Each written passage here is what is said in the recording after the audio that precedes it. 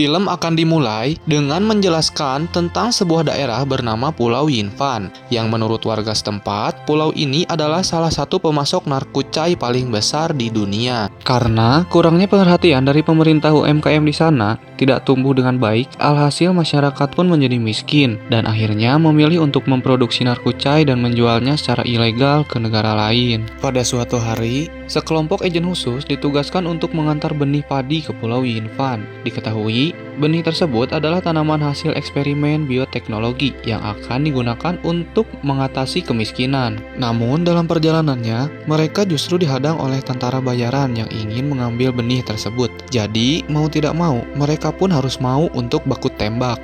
Tidak disangka-sangka, tentara bayaran itu dipimpin oleh seorang wanita cantik bernama Sana yang membrutal dengan skin Kadita yang sudah lama melancong di darat. Lalu, saat dia berhasil menghabisi para agen, ada seorang pria misterius yang menyerang pasukannya.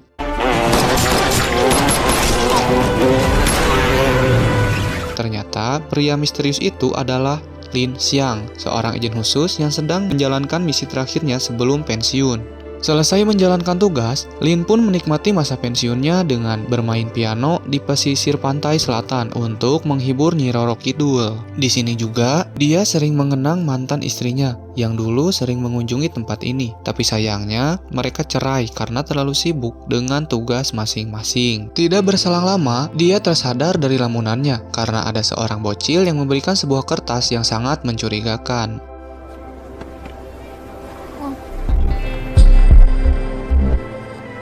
Merasa was-was, Yin pun pulang ke rumah dan menurut instingnya sebagai mantan intel, dia merasakan ada seseorang yang sedang mengincarnya, hingga inilah yang terjadi. Happy birthday to you. Happy birthday to you. Ternyata mereka adalah anggotanya Lin selama bekerja sebagai agen khusus. Tapi saat mereka sedang merayakan ulang tahunnya, terlihat seseorang pria kandas yang memanggil Lin. Rupanya, dia adalah mantan atasannya yang ingin memberikan misi lagi. Yang pada intinya, pihak intelijen ingin menyelidiki benih yang akan diantarkan ke Pulau Yinfan. Dan menurutnya, ada sebuah perusahaan yang ingin mencuri benih tersebut untuk dijadikan senjata biologis yang akan membahayakan banyak orang. Oleh karena itu, pihak intelijen meminta Lin untuk turun gunung lagi, sebab hanya dia yang bisa melanjutkan misi ini. Awalnya, Lin menolak karena ingin menikmati masa pensiunnya. Namun, atasannya mengatakan kalau mantan istrinya juga akan terlibat dalam misi tersebut. Mengetahui itu, spontan Lin pun tertarik untuk menerima misinya lagi. Check your email. There's surprises. Have a look.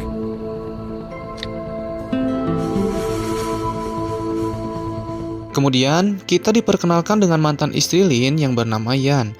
Dia adalah seorang profesor biologi yang paling terkenal di Tiongkok. Di laboratoriumnya, dia dan timnya sedang meneliti benih-benih tanaman buatan yang akan digunakan untuk mengatasi kemiskinan dan kelaparan. Dan salah satu benih itu adalah benih padi yang rencananya akan ditanam di wilayah Pulau Yinfan. Selain untuk bahan makanan, benih ini juga berguna dalam mengurangi pertanian opium yang sudah terlalu banyak di tempat tersebut. Tidak lama kemudian, Lin datang menemui Yan, dan ternyata misi utamanya adalah untuk mengawal Yan yang akan pergi ke Pulau Yinfan untuk menanam benih padi. Tapi karena merasa khawatir, Lin meminta agar Yan membatalkan kunjungannya, sebab di sana ada banyak tentara bayaran yang mengincar benih padi merek Sobat. Sayangnya, Yan menolak dan tetap ingin pergi, apalagi dia adalah satu-satunya orang yang mengerti tentang kesuburan tanah di sana. 林队长，这里没有人比我更了解神农21号，但是带来的却是截然不同的结果。我指的是从科学的角度，我觉得它值得。 Di malam harinya, mereka berdua pun makan malam bersama sambil membahas tentang misinya. Dan lagi-lagi, Lin melarang Yan ikut terlibat karena tempat itu terlalu berbahaya. Namun sayangnya dia gagal membujuk Yan. Sebelum pulang, Yan sempat mengucapkan selamat ulang tahun kepada Lin, meskipun dengan ekspresi yang sangat dingin. 生日快乐！ Keesokan paginya, Xin beralih ke Pulau Yinfan, di mana ada sekelompok gangster yang sedang menyiksa orang. Kelompok ini dipimpin oleh mafia bernama Li Wenyao. Dia merupakan mantan kapten pasukan khusus yang beralih profesi menjadi penjual narkucai, senjata, dan barang haram lainnya. Untuk melancarkan semua bisnisnya, Yao membutuhkan dukungan dari para pejabat. Terlebih lagi, dia berniat untuk memperluas penjualan opiumnya. Dan apabila ada pejabat yang menolak, maka dia akan menyiksanya sampai mereka minta ampun.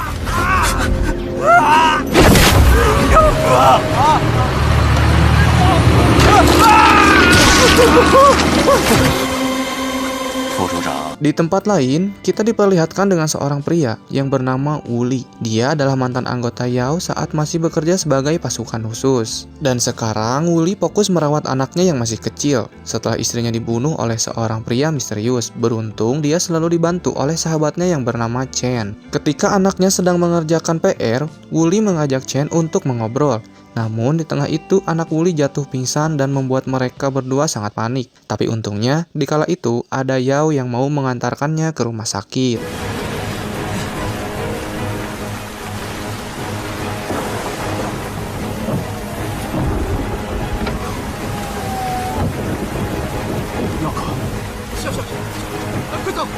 Setelah diperiksa, ternyata anaknya memiliki penyakit jantung yang cukup parah dan mau tidak mau dia harus segera dioperasi sebelum kondisinya semakin memburuk. Namun, Wuli tidak mampu membayar biayanya karena dia hanyalah seorang pengangguran. Melihat temannya kesulitan, Yao memutuskan untuk membayarnya. Tapi di balik itu, tentu saja Yao memiliki niat jahat yang terselubung. Di sini, dia memberitahu Wuli bahwa para ilmuwan akan menanam senjata biologis di Pulau Yinfan. Dan hal itu bisa membahayakan nyawa anaknya, padahal yang akan ditanam adalah benih padi untuk mengatasi kemiskinan dan kelaparan. Rupa-rupanya, Yao ingin memanfaatkan Wuli untuk mencari benih dari para agen khusus, dan apabila dia berhasil, maka dia berjanji akan mencarikan dokter terbaik untuk anaknya. Besoknya, Lin dan agen khusus lainnya sudah sampai di Pulau Yinfan. Mereka lalu mengawali Yan ke kota Qingmu yang merupakan lahan untuk menanam benihnya. Tapi sialnya, Yao telah mengutus tentara bayarannya untuk menghadang dan menghabisi mereka semua.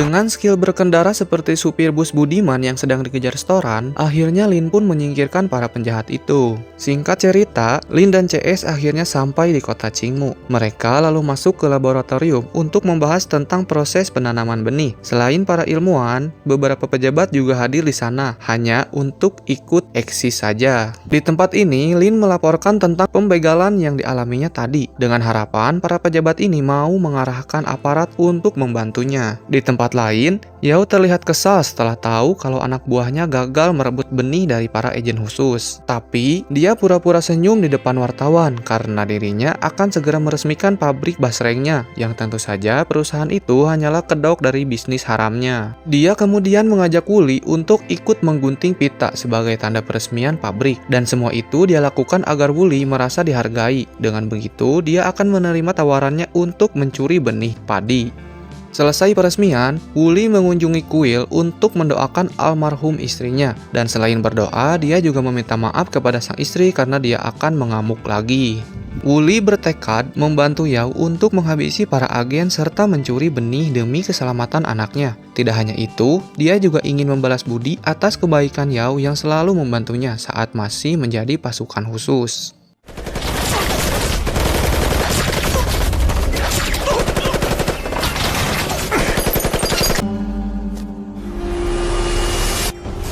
Malam harinya, Lin lagi-lagi berusaha untuk menunda penanaman benih dan meminta Yan untuk pulang terlebih dahulu. Intinya, dia hanya ingin melindunginya dari mara bahaya. Mendengar hal itu, Yan justru marah sehingga di sini terlihat kalau mereka memang tidak cocok. Walaupun masih saling menyukai, yang akhirnya mereka tidak bisa menjadi pasutri.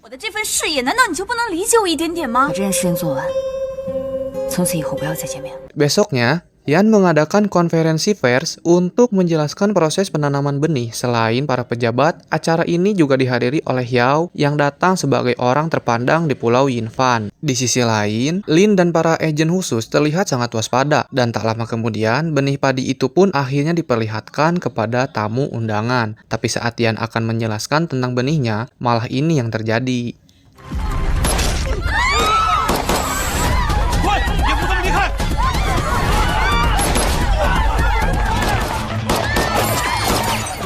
Di tengah kekacauan, salah satu anak buah Yao berhasil membawa benihnya. Namun ternyata yang dia bawa adalah benih yang KW, karena yang asli sudah diamankan oleh anggota lain. Tapi sialnya, di saat yang tepat, Wuli muncul dari belakang dan langsung merebut benih tersebut. Melihat kejadian itu, Lin pun tidak tinggal diam. Jadi berantem kan?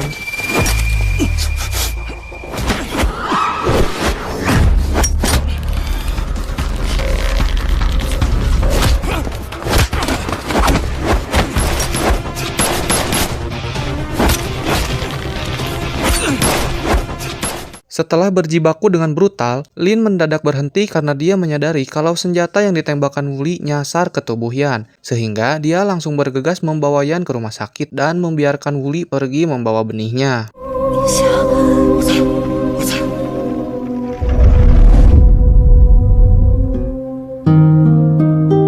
就是我的孩子，一定要把他找。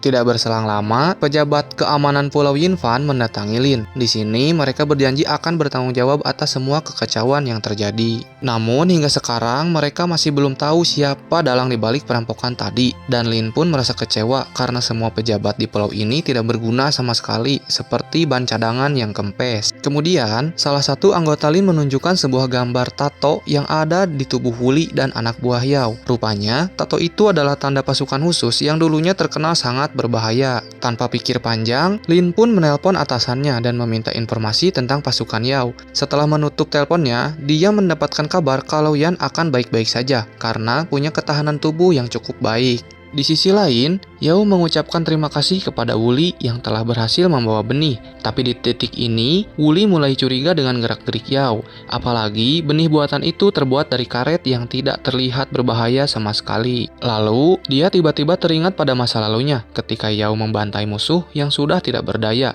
Berkat ingatan tersebut, dia menyadari kalau Yao bukanlah orang yang baik. 他们已经投降了，他们今天贩毒。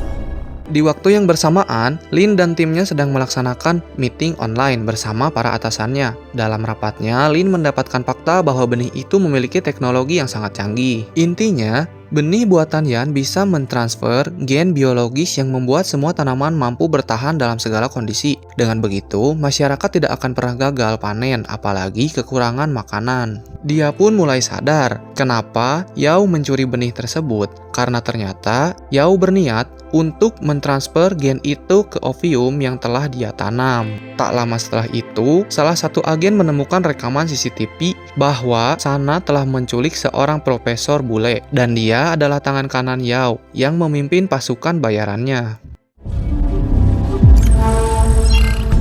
Di malam harinya, Sana membawa Profesor Bule ke suatu tempat. Namun, di tengah perjalanan, mereka dihadang oleh Lin dan kawan-kawan, hingga terjadilah baku tembak.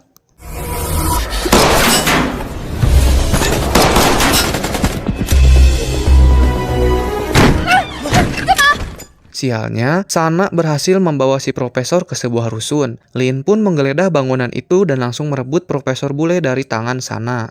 Tetapi saat akan pergi, dia dicegat oleh Wuli dan tanpa basa-basi mereka berdua pun kembali baku hantam.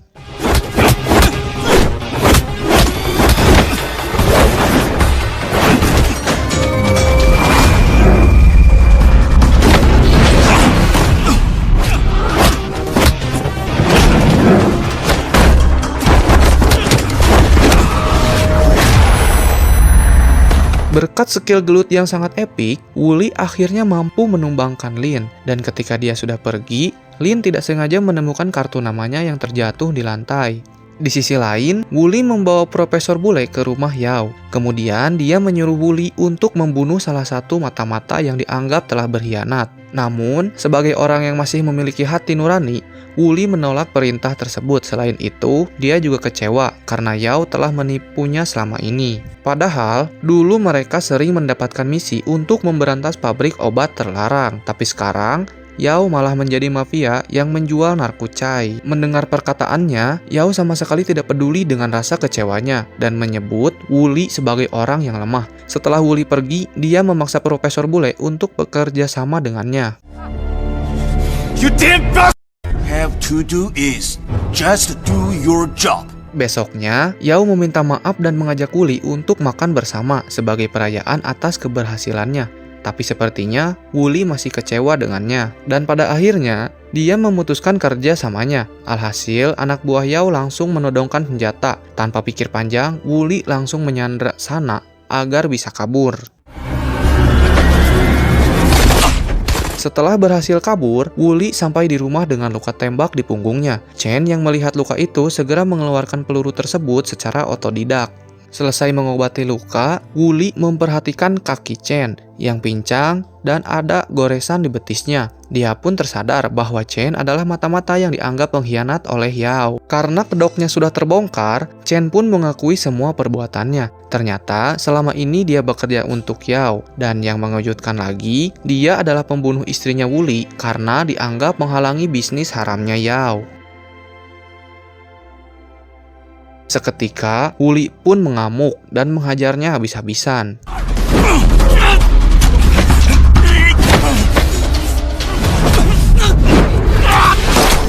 Pada akhirnya, Chen pun tewas di tangan sahabatnya sendiri.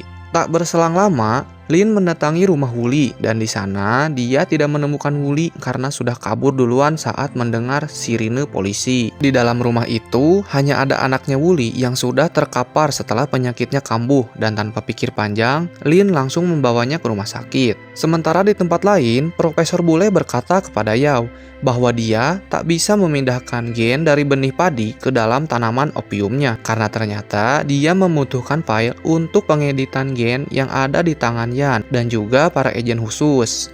Di saat situasinya semakin rumit, Wuli kembali ke rumah untuk membawa anaknya pergi.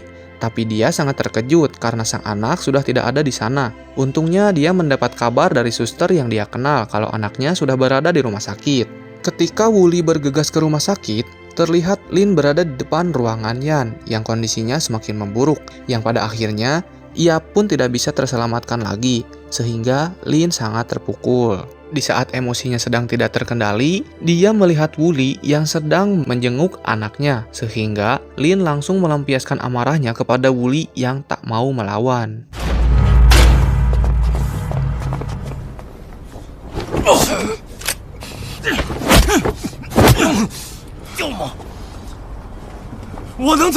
Meskipun sangat dendam, tapi entah kenapa Lin tidak jadi membunuhnya. Dia lantas menanyakan di mana benih itu berada. Karena merasa bersalah, Wuli memberitahu alamat laboratorium milik Yao. Di tempat lain, dua anggota Lin sedang bercerita tentang hubungan mereka ke depan sambil menunggu Lin datang. Sialnya, pasukan Yao menggerebek tempat itu dan menyeret mereka ke dalam mobil.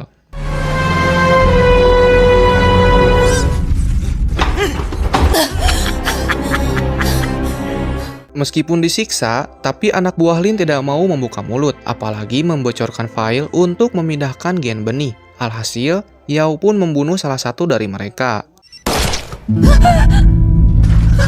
Tidak lama kemudian, Lin kembali untuk menemui anggotanya, dan seketika dia sangat terkejut karena semua anggotanya sudah tidak ada di sana. Selain itu, markasnya juga sudah berantakan. Tanpa basa-basi, Lin langsung menghubungi Yao untuk menawarkan sebuah kesepakatan yang intinya dia akan memberikan file yang dibutuhkan oleh Yao, asalkan dia mau melepaskan anggotanya. Di rumah sakit, Wuli melihat anaknya masih pingsan. Lalu, demi anak dan mendiang istrinya, dia akhirnya memutuskan untuk membantu Lin agar bisa membalaskan dendam kepada Yao. Dalam perjalanannya, Wuli sudah dicegat oleh gangster utusan Yao. Namun, hal itu tentu saja bukan masalah baginya karena mereka hanyalah preman pasar minggu.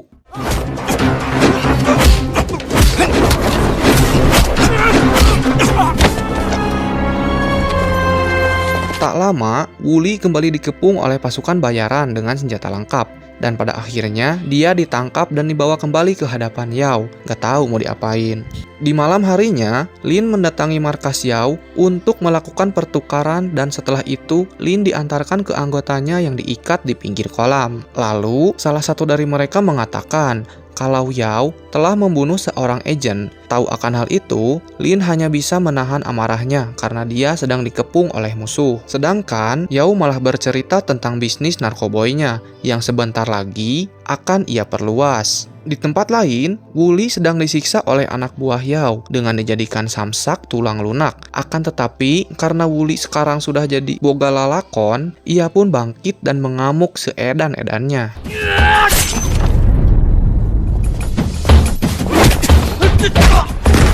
Kembali ke markas Yao, di mana ia mendapatkan kabar dari sana bahwa data file yang dibawa Lin ternyata palsu. Tahu akan hal itu, Yao langsung mengancam akan membunuh semua anggotanya. Namun, malah ini yang terjadi.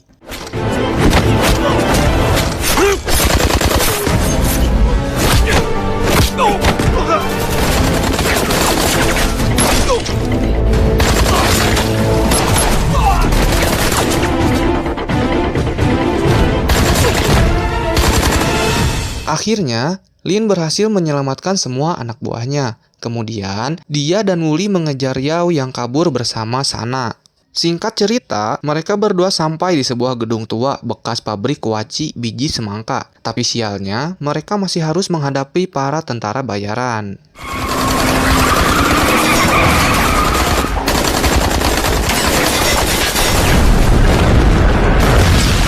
Akhirnya, Lin dan Wooly berduet maut yang kehebatan mereka berdua setara dengan tim Expendable.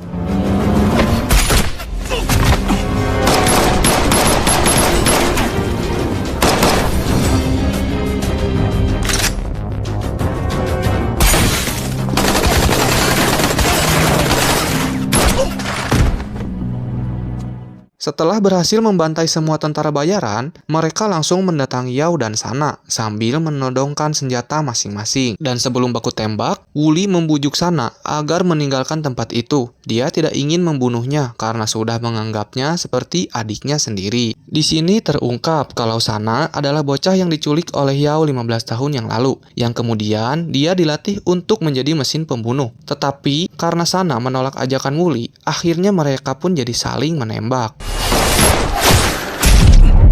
Akibatnya, Wooly terkena tembakan parah di pipinya, sedangkan Sana langsung tewas di tempat. Sementara itu, Yao yang pengecut pun kabur dengan membawa Profesor Bule beserta benih padinya. Namun, dengan sigap, Lin mengejarnya dan menghabisi semua anak buah Yao yang tersisa.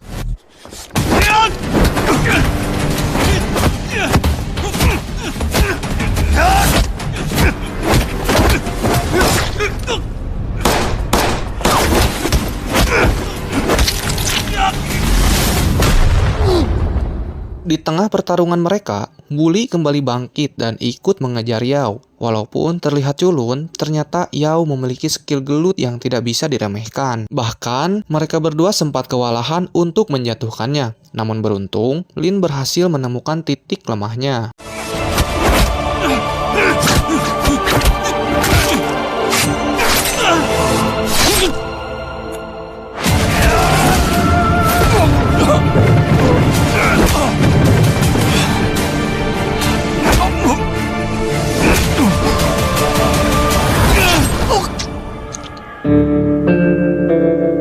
Pada akhirnya, pertarungan sengit itu pun berakhir dengan kekalahan Yao setelah Lin berhasil menghabisinya.